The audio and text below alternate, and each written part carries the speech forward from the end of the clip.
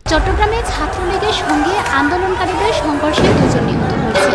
আজ মঙ্গলবার বিকেল 4টার দিকে এই ঘটনা ঘটে।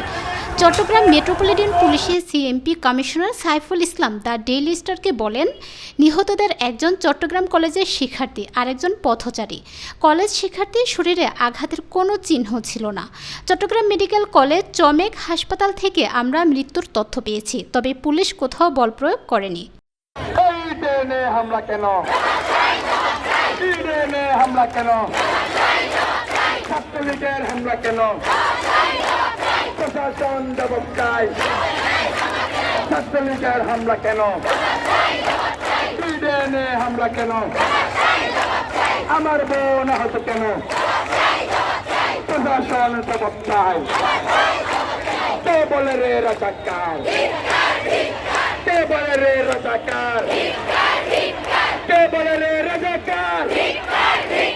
কে বলে রে রাজাকার? আমি কেন রাজাকার?